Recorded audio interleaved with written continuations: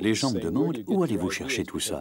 Parce qu'en me voyant, on se dit un type comme lui ne peut pas être drôle. I got 5 pieces of candy.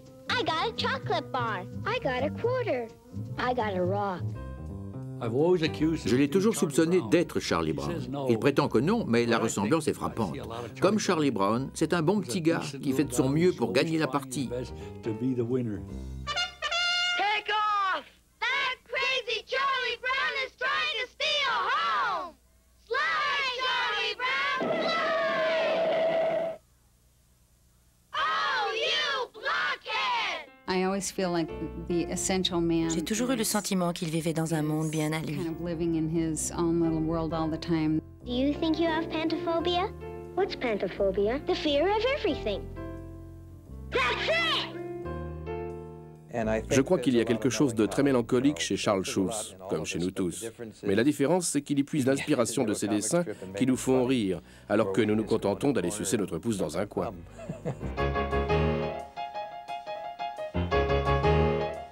En lisant un de mes gags chaque jour, il est facile de savoir exactement qui je suis.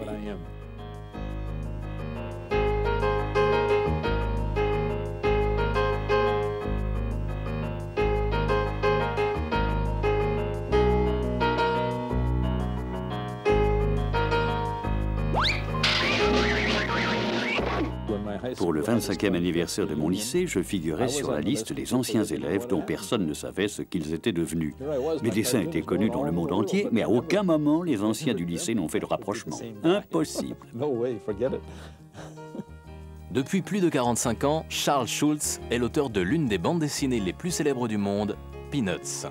Les personnages qu'il a créés résument l'enfance à eux seuls. Leurs conversations sont le reflet des 1001 questions que chacun se pose, grandes ou petites. Ils évoluent dans un décor inexistant, à peine suggéré de quelques traits de plume. Mais les personnages, eux, sont parfaitement définis. Voici Lucy Van Pelt, toujours grincheuse, toujours bêcheuse.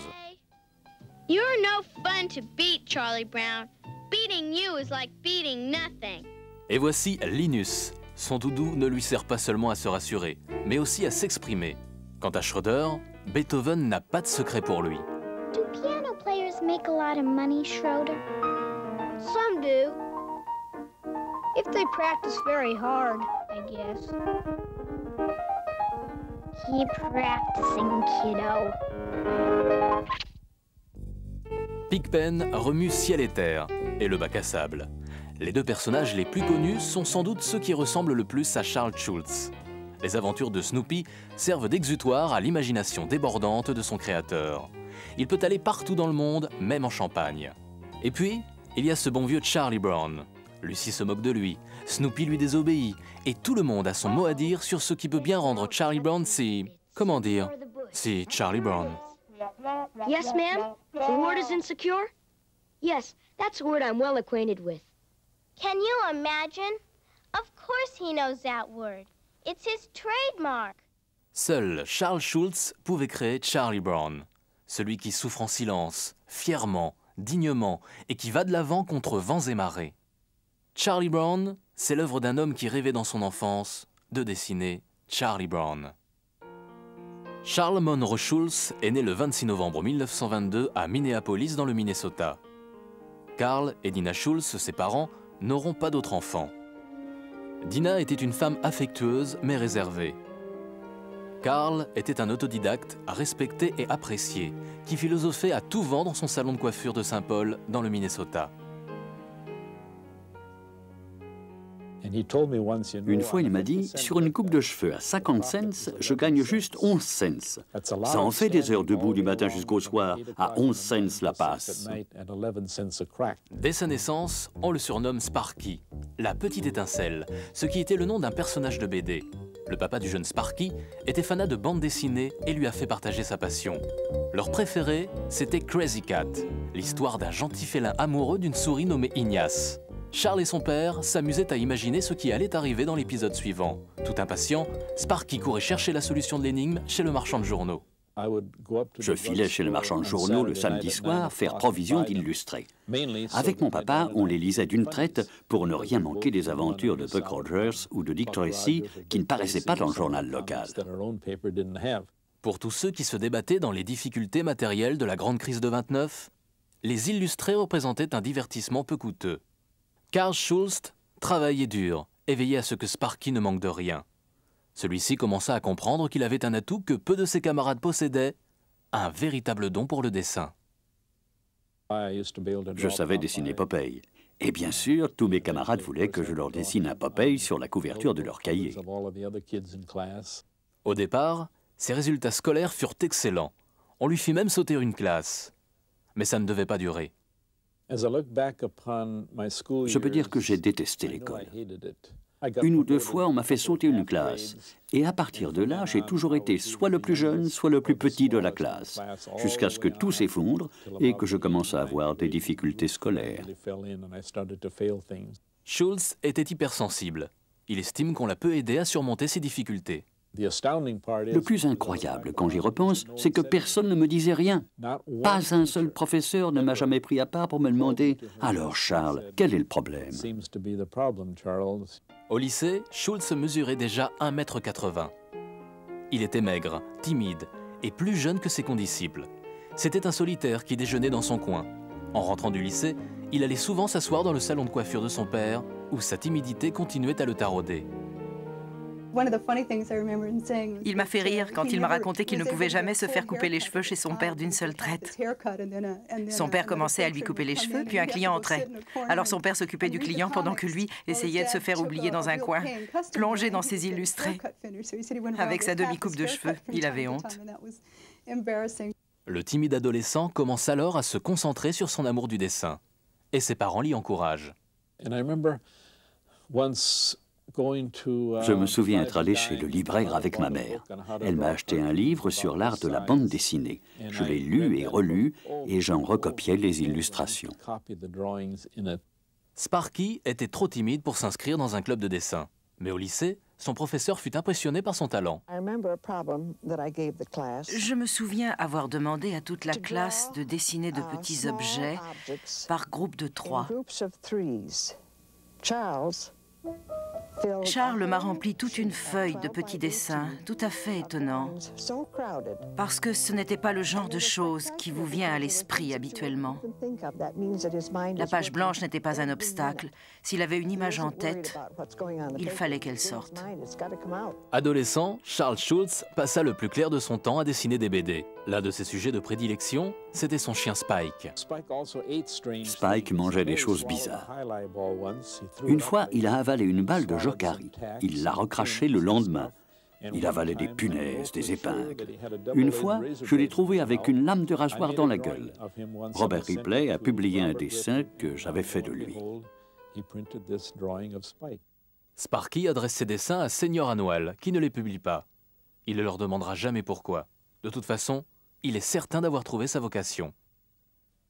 Un jour, quand j'étais adolescent, j'étais dans le salon de coiffure de mon père et je lisais un article sur Frank King qui dessinait Gasoline Alley. L'article racontait qu'il gagnait 1 000 $ par semaine. J'ai dit à mon père, c'est ce que je veux faire. Je vais dessiner des BD et gagner 1 000 $ par semaine.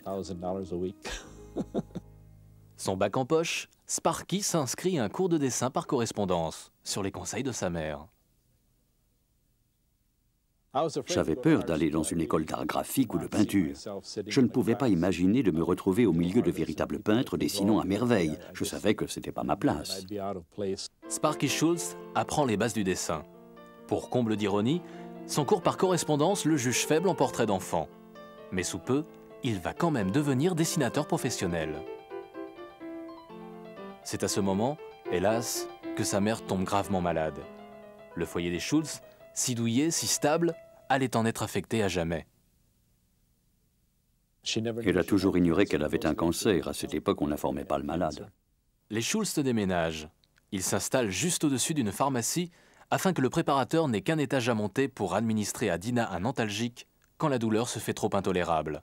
En 1943, Sparky a fini sa formation et commence à essayer de vendre ses premiers dessins humoristiques. Mais il va devoir attendre encore. Le monde est en guerre et Charles Schulz est mobilisé en février 1943. Il quitte Saint-Paul pour la première fois de sa vie en sachant sa mère mourante. Je me revois dans le bus, apercevant à travers la vitre un type qui tondait sa pelouse. Et je me suis dit, il en a de la chance de tondre sa pelouse, de faire ce qui lui plaît. Moi, je ne sais même pas où je vais, ni ce qui m'attend. C'est épouvantable. Après à peine 2 semaines de classe, Sparky rentre chez lui voir sa mère, pour la dernière fois. Je devais rentrer à la caserne de Fort Snelling et à la fin de ma permission, ces derniers mots pour moi ont été « Je crois qu'il faut qu'on se dise adieu, Sparky, parce qu'on ne se reverra probablement jamais. C'est une scène qui me hantera toute ma vie. » C'était une période épouvantable et je ne sais pas comment j'y ai survécu. Je n'y comprenais rien. J'ai assisté aux obsèques de ma mère, puis je suis retourné à la caserne. Et de là, on nous a transférés à Camp Campbell dans le Kentucky. Une fois sa mère disparue, Sparky se sent encore plus cruellement seul. À la caserne, il tombe malade alors qu'il est de garde. Elmer Hegemeyer, un soldat qu'il connaît à peine, s'en aperçoit et veille à le faire relever. Il était très déprimé. J'ai essayé de voir ce qui n'allait pas, et c'est là que j'ai appris que sa mère venait de mourir. Les 2 soldats se lient rapidement d'amitié. Elmer, qui est marié, emmène Sparky en permission chez lui. Je crois que c'est l'un des premiers copains que j'ai présenté à ma femme. Et je crois qu'il a aimé se retrouver un peu en famille. J'ai passé quelques week-ends en permission à Saint-Louis avec Elmer. Il est devenu une sorte de grand frère pour moi. Cette amitié l'aide à se faire à la vie militaire. Il se remet au dessin et illustre les lettres d'Elmer à sa famille.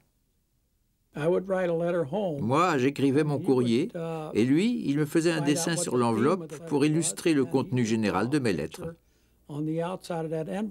Après 2 ans de service aux États-Unis, Elmer et Sparky sont envoyés se battre en France, à l'extrême fin de la guerre. Puis, avec la reddition du Japon, les hostilités prennent fin. Charles Schulz, qui a fini par surmonter sa timidité, est démobilisé avec le grade de sergent. Fier de ses faits de guerre, il rentre à Saint-Paul, où vit toujours son père. J'ai débarqué dans le salon de coiffure de mon père. Il avait un client, j'ai posé mon sac et j'ai dit « voilà ». J'étais de retour. Lui, il ne pouvait pas arrêter de couper les cheveux de son client. Il n'y a eu ni fête, ni défilé, ni rien. La guerre était finie, un point c'est tout. Un peu décevant. Mais je me sentais bien à l'époque. J'avais meilleure opinion de moi à mon retour d'Europe. Oh, ça n'a duré qu'une 12aine de minutes. Je suis vite redevenu moi-même. Redevenu lui-même, comme il dit, Sparky reprend ses tentatives pour s'imposer comme dessinateur de BD. D'abord, il devient assistant dans l'école de dessin dont il a été l'élève. Puis il décroche son premier vrai travail sur une bande dessinée. L'Église catholique lui fait calligraphier les bulletins illustrés pour la jeunesse, Timeless Topics. Je calligraphiais tout le magazine à moi seul, non seulement en anglais, mais en français, en espagnol, en latin. Je ne savais pas ce que je calligraphiais, mais je le calligraphiais. Tout ça n'était pas très bien payé. Et Sparky vivait toujours chez son père dans un petit appartement au-dessus du salon de coiffure. Corrigeant les dessins par correspondance dans la journée, le soir, il travaillait à ses propres bandes dessinées. Il les soumettait aux éditeurs de presse, qui les rejetaient invariablement. Puis en 1948, Charles Schulz commence à percer. Le Saturday Evening Post lui paye $40 un dessin humoristique. J'avais dessiné un petit garçon assis tout au bout d'un long divan, les pieds sur un repousse-pied dont il n'avait manifestement pas besoin. C'était subtil, rien de désopilant. Cette première parution fut suivie de plusieurs autres. Il était lancé. Charles Schulz avait un style bien à lui, et sous peu, il allait connaître le succès en exploitant un filon non moins personnel. En 1947, Charles Schulz menait de front son enseignement à l'école d'art graphique et son travail de dessinateur humoristique. Il commençait à connaître un certain succès, non seulement dans la publication de ses dessins, mais aussi auprès de Donna Mae Johnson, la jolie comptable de l'école. À l'école en question, il y avait une équipe féminine de softball, un genre de baseball. Et comme c'était lui l'entraîneur, je me suis dit que ce serait une bonne idée d'en faire partie. Bien entendu, j'étais nulle. Mais je me suis obstinée tout l'été, simplement parce que l'entraîneur, c'était Charles. Schulz était en concurrence auprès de Donna avec Al Wald, un ami d'enfance de la jeune comptable. Tous les coups étaient permis pour tenter de gagner du terrain. De temps en temps, il m'accompagnait à mes cours de sténo. Une fois arrivé, il me disait « Au lieu d'aller faire de la sténo, pourquoi tu ne viendrais pas au resto avec moi ou voir un film ?» Il était très persuasif. Alors j'ai commencé à sécher mes cours.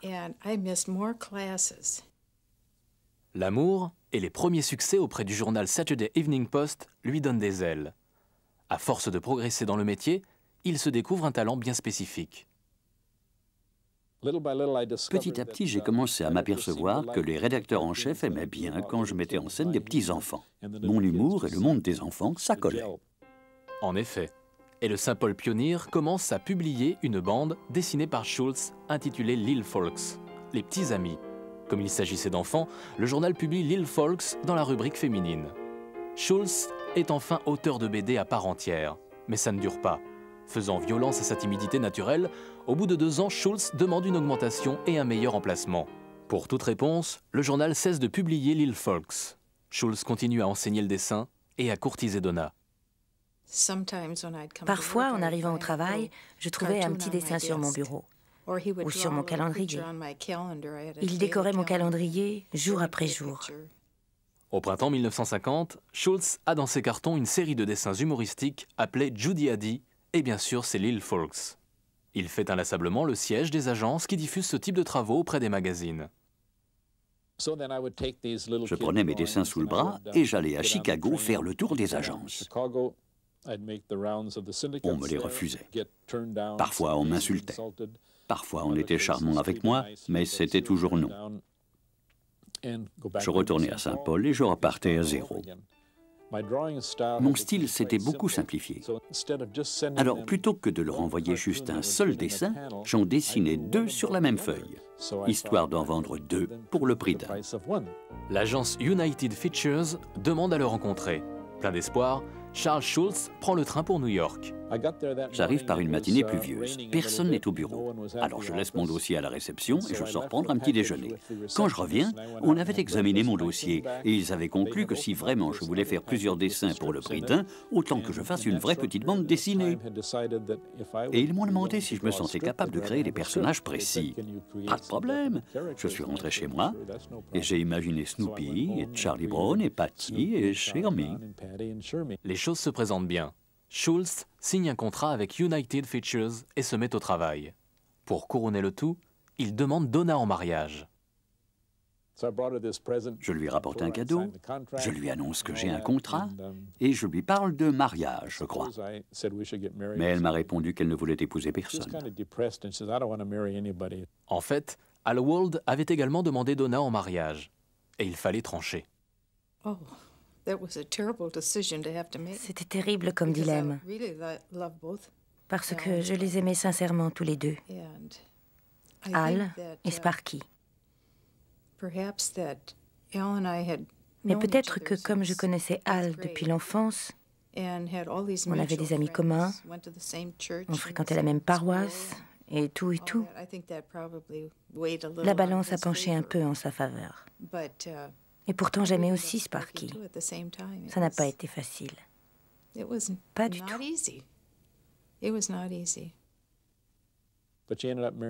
Finalement, elle a épousé l'autre. Ça m'a brisé le cœur. Ça m'a démoli. Surtout que je l'aimais beaucoup, lui aussi. Perdre la femme qu'on aime et la voir en épouser un autre, c'est sans doute la pire des défaites. C'est le rejet de tout votre être, de votre apparence aussi, la défaite de tous vos espoirs. Schulz reporte ses espoirs de bonheur sur sa nouvelle bande dessinée. Il s'y consacre corps et âme. Il faut déjà lui trouver un titre. Schulz propose de reprendre Lil Folks, mais son agent a une autre idée. J'ai reçu un courrier dans lequel il me disait que Peanuts lui semblait parfait, autrement dit cacahuète. Je me souviens m'être jeté sur le téléphone pour lui dire que ce titre était nul. Les gens allaient s'imaginer que c'était le nom du personnage. Il m'a répondu que c'était comme ça qu'on appelait les enfants maintenant. Je lui ai dit, mais non, personne n'appelle les enfants cacahuètes. Si Charles détestait ce nom de Peanuts, c'était aussi parce qu'il n'en avait pas eu l'idée lui-même. Il aime que ce soit son idée. Il a un besoin viscéral d'imprimer sa marque personnelle sur tout ce qu'il fait, de bout en bout. Ça n'en demeure pas moins le pire titre possible pour une BD, je continue à le penser. Mais le titre n'était pas le seul problème de cette bande dessinée, qui avait quelques difficultés à se faire accepter par les journaux. En 1950, seulement 7 d'entre eux la publiaient. Les lecteurs n'étaient pas habitués à suivre plusieurs personnages principaux à la fois. L'agent artistique de Schulz décide donc de fractionner Peanuts en plusieurs histoires séparées. Et ça marche. Dès la seconde année, Peanuts est devenu un classique que les illustrés s'arrachent. Le succès aidant, Schulz fait la connaissance de sa future femme, Joyce Alverson, qu'il épouse en avril 1951. Meredith, leur fille aînée, naît l'année suivante. Plus sa famille s'agrandit et plus l'activité créatrice de Schulz s'intensifie. Entre 1951 et 1959, il ajoute Lucy, Linus, Schroeder et Sally à sa galerie de personnages. Bien des gags lui sont inspirés par les clowneries de ses propres enfants. En 1958, la famille compte 4 enfants de plus, 2 garçons, Monté et Craig, et 2 filles, Amy et Jill. Cette année-là, la famille Schulz s'installe en Californie dans une maison qu'elle fait construire sur un parc de 10 hectares. Mon meilleur souvenir d'enfance, c'est de me réveiller en été, d'entendre le bruit de l'arrosage et la voix des petits voisins qui viennent me chercher pour aller jouer. C'était une enfance très campagnarde. L'atelier de Charles Schulz donnait sur le jardin. Tous les jours, il en sortait un dessin plein de fraîcheur. Les héros de Peanuts étaient exclusivement des enfants. Jamais le moindre adulte. Mais leurs préoccupations étaient les mêmes que celles des grandes personnes. Je me revois à 5 ou 6 ans assis sur les genoux de mon grand-père en train de lire Peanuts. Il détestait Peanuts parce qu'il trouvait que les enfants ne parlent pas comme ça, ne pensent pas comme ça et ne sont pas aussi éclairés. Et moi je me disais bien sûr que si. À 5 ou 6 ans, on est agité par toutes ces émotions, toutes ces pensées. Et pour la première fois dans Peanuts, les enfants avaient cette dignité. Dans la BD, Charles Schulz a ouvert la voie à un humour très différent, un humour de l'introspection. Il fut le premier à injecter une angoisse, une vulnérabilité très humaine dans les pages illustrées des magazines. Les lecteurs de Peanuts ont fait la connaissance avec le personnage de Lucy et son stand de psychanalyse à 10 centimes. Puis ils ont lu, un beau jour, dans les pensées du chien Snoopy. Le chien de Charlie Brown s'est mis à prendre de plus en plus d'importance, volant de ses propres ailes pour mieux laisser libre cours à l'imagination débridée de son créateur. Ce sont d'ailleurs ces acrobaties de pilote de la Première Guerre mondiale qui l'ont rendu célèbre dans le monde entier. Au début des années 60, plus de 1000 journaux à travers le monde publiaient les dessins de Charles Schulz. Sa famille vivait au soleil de Californie et sa carrière atypique le laissait profiter pleinement du bonheur d'être père. L'été, quand je dessinais et que mes fils m'appelaient pour jouer au baseball, j'arrêtais tout et j'allais jouer avec eux.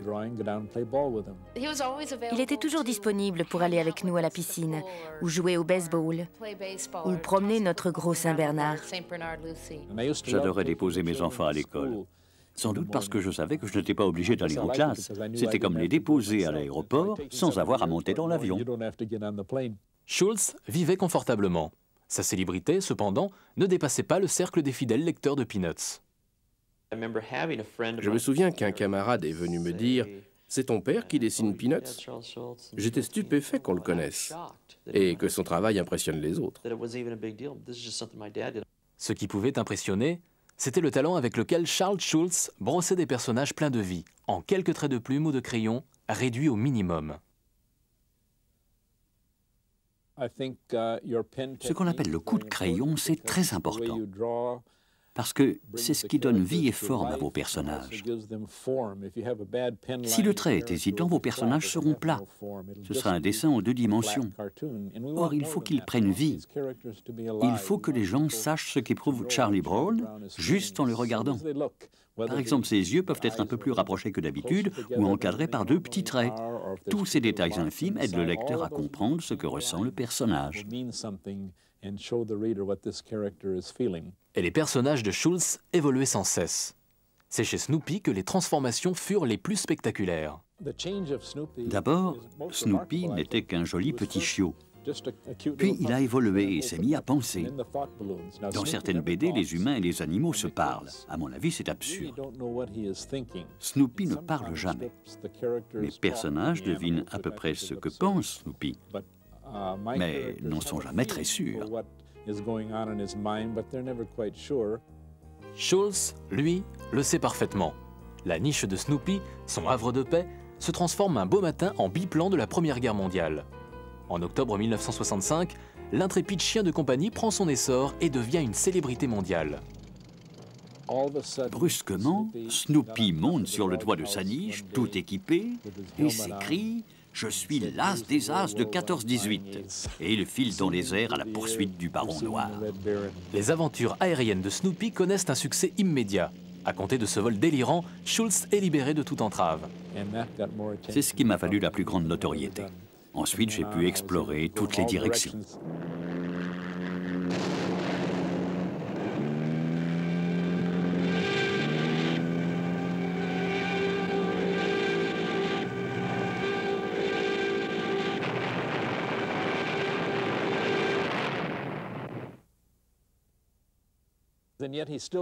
Au bout du compte, il redevient un simple chien confronté à ses limites, sa niche et sa gamelle. Il constate qu'il est complètement tributaire de ce gamin à la tête toute ronde, dont il n'arrive même pas à retenir le nom, mais qui lui donne à manger. Autrement dit, il est réaliste.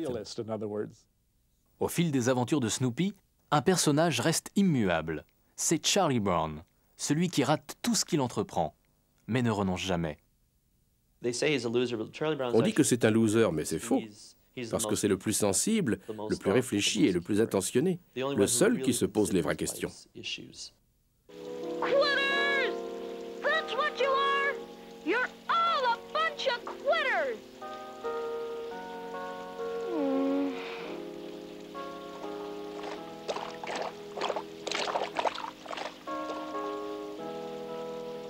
At least it's good for the crops, Charlie Brown.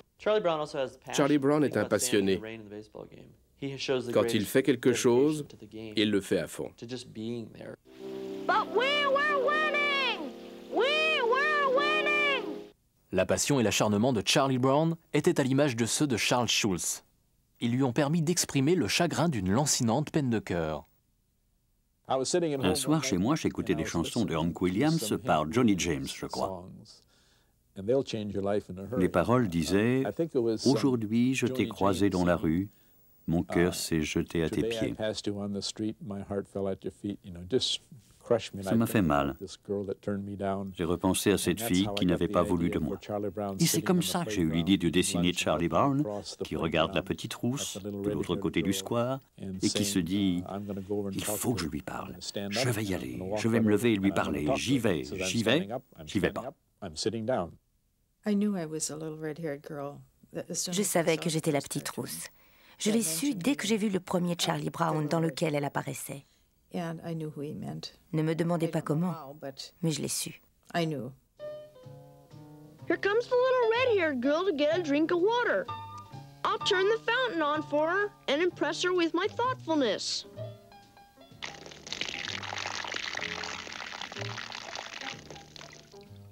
I wonder if I could get transferred to another planet. Je dirais que ce qui est super dans les dessins de Sparky, c'est qu'il sait aller à l'essentiel et qu'il le fait d'une manière très personnelle. On sent qu'il est passé par là. Non seulement par là, mais par des choses pires encore. Et dans un sens, ça vous soulage. En puisant son inspiration dans sa vie personnelle, Schultz savait rencontrer le succès. Devenu l'un des habitants les plus célèbres de la baie de San Francisco, il fit l'objet d'un documentaire réalisé par Lee Mandelson. Ce film comportait 1 minute de dessin animé. Les gens de chez Coca-Cola ont vu le documentaire et m'ont appelé pour me demander si M. Schultz et moi n'avions pas eu l'idée de faire un dessin animé pour la télévision à Noël. Ils m'ont dit « On est jeudi, il faudrait que vous nous adressiez un projet d'ici lundi ». J'ai appelé Sparky pour lui annoncer que j'avais décroché une commande et qu'il avait 4 jours pour imaginer un dessin animé intitulé « Le Noël de Charlie Brown ». Il m'a dit « Allons-y, essayons ». J'ai proposé de m'occuper du storyboard. Bill, Lee et moi étions assis dans mon atelier à chercher des idées. Et au bout d'un moment, j'ai compris qu'on aurait beau tourner et retourner la question dans tous les sens, il y avait un passage dans l'Évangile selon saint Luc qui ferait l'affaire mieux que tout. Et on est parti là-dessus. La télévision a acheté les droits de cette émission de Noël, mais sans y croire vraiment.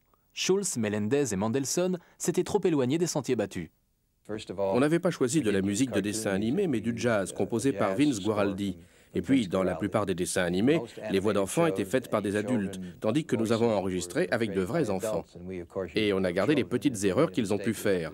Ajoutez à ça la dimension religieuse du dessin animé, puisqu'il s'agissait de Noël, et vous comprendrez que le résultat n'était pas très classique. Gee, do they still make wooden Christmas trees?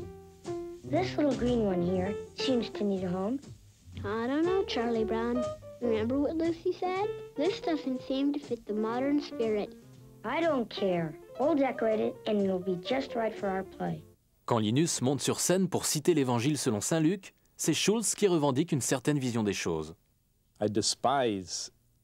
Je n'aime pas du tout les plaisanteries faciles sur la religion. Par exemple, les gamins qui prient pour que le bon Dieu leur pardonne une peccadille risible. Ce genre d'humour antireligieux très médiocre. J'aime à croire que j'ai fait quelque chose qui vole plus haut que ça. Il a amené les choses avec douceur, avec délicatesse, avec respect. Je crois qu'il a été le premier et le meilleur à travailler dans ce registre, et qu'on se souviendra de lui comme de celui qui a su marier la religion, l'humour et l'art, comme il l'a fait. Le Noël de Charlie Brown, le dessin animé qui bousculait toutes les règles établies, fut diffusé pour le réveillon de 1965. Et bien sûr, il a fait 48% d'audience. Et la semaine suivante, on nous appelait pour nous en commander 4 autres. Et c'était parti.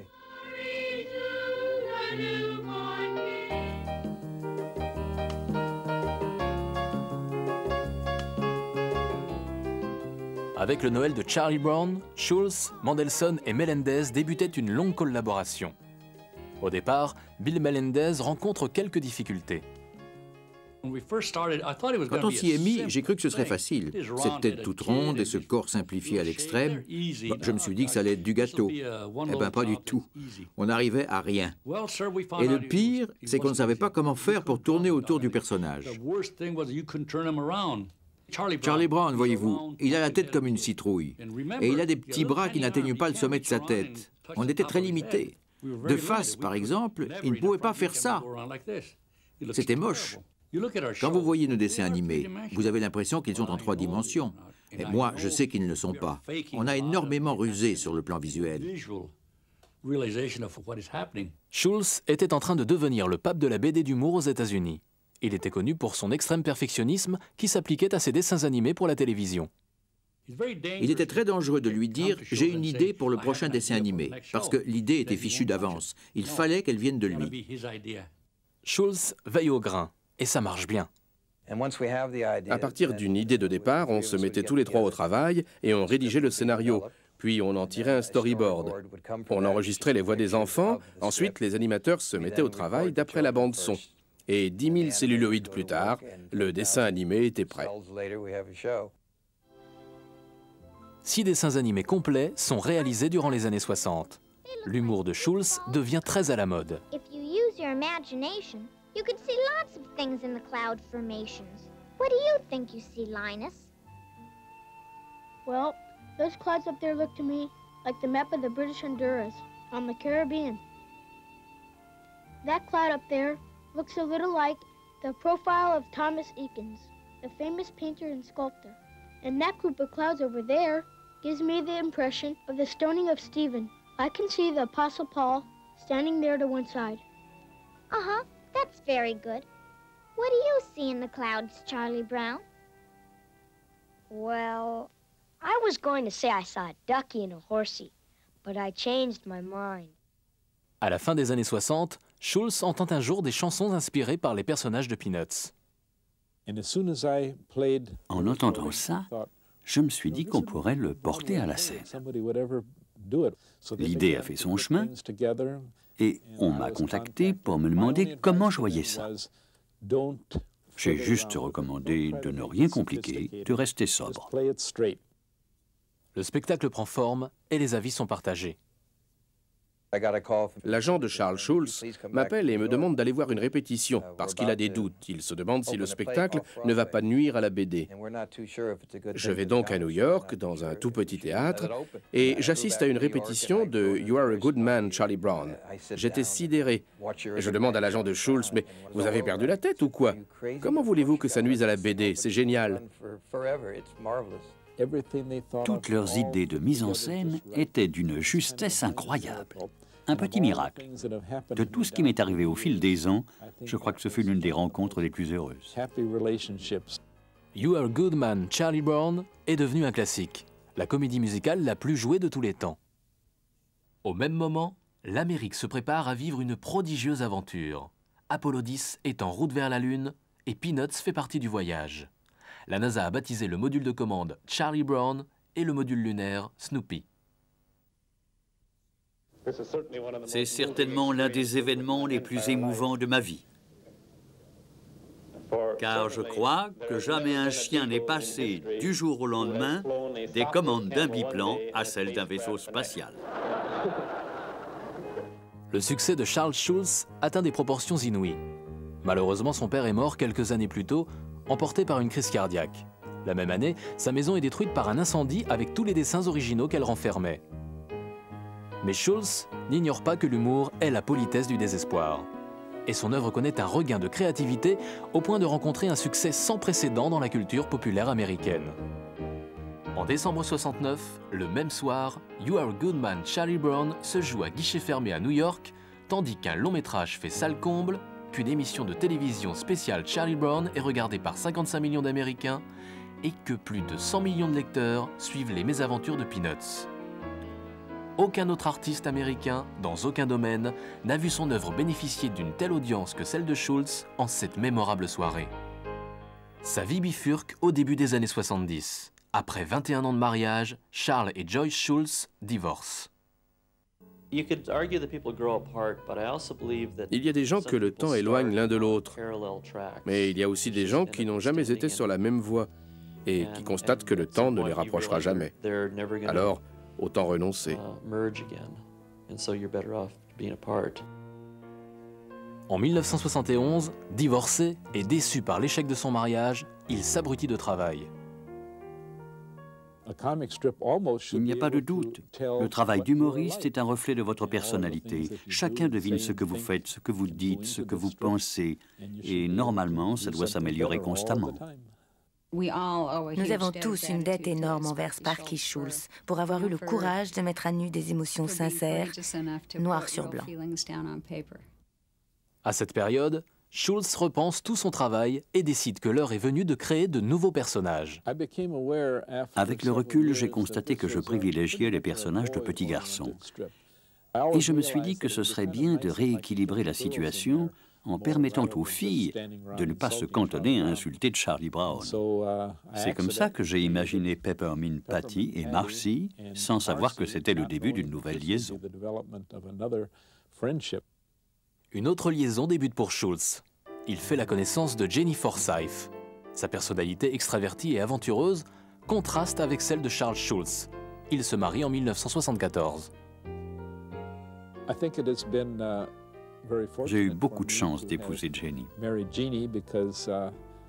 car elle semble apprécier la vie que je mène, bien qu'elle soit nettement plus audacieuse que moi.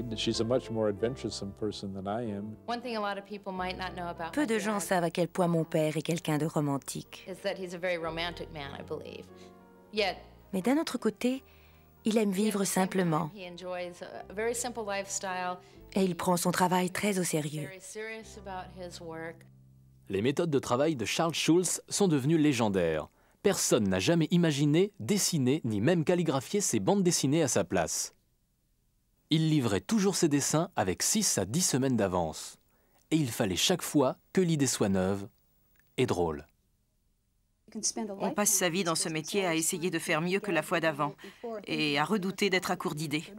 My report today is on dinosaurs. The largest dinosaur that ever lived was the bronchitis. It soon became extinct. It coughed a lot.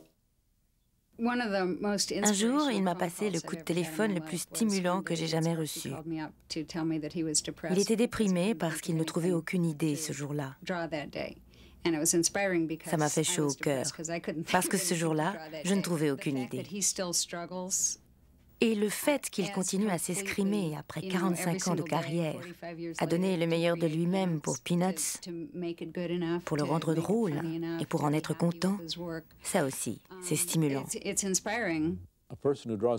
Nous sommes comme des auteurs dramatiques, et même plus, car nous construisons le théâtre, nous créons les personnages, nous les habillons, nous leur écrivons leurs dialogues, nous faisons tout de bout en bout.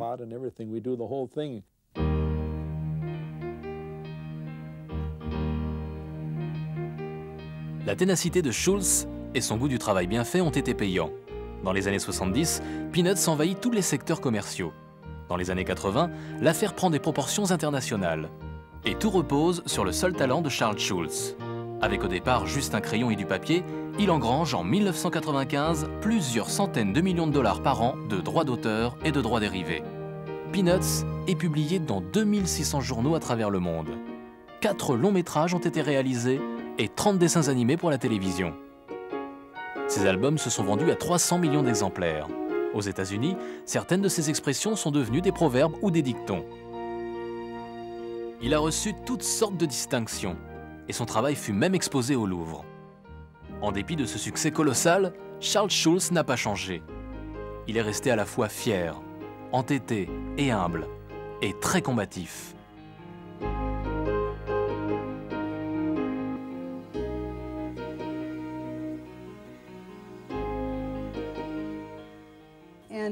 Un jour, je crânais devant lui, je lui disais « Je suis publié par 1600 journaux, Sparky, tu sais ça? Je te rattrape ?»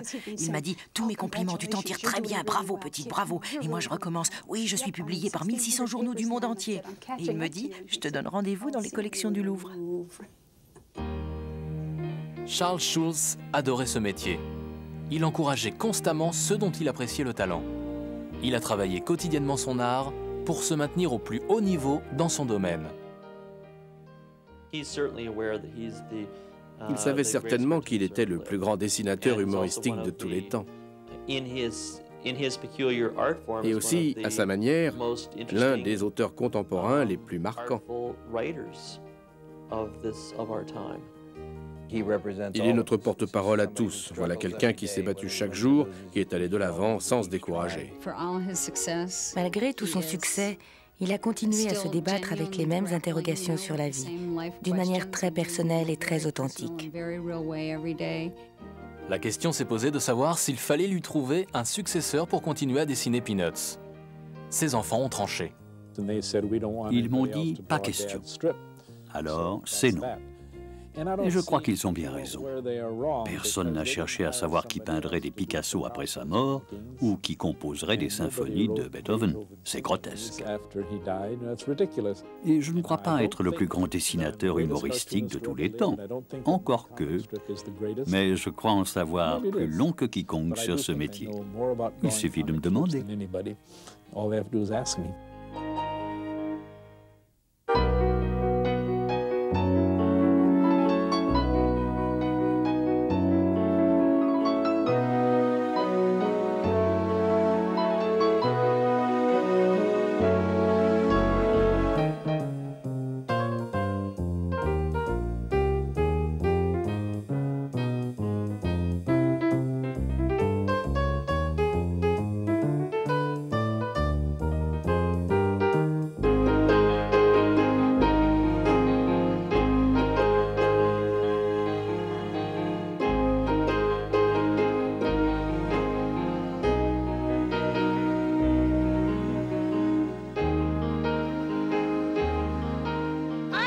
Admit it, but this could mean the start of something great for Charlie Brown.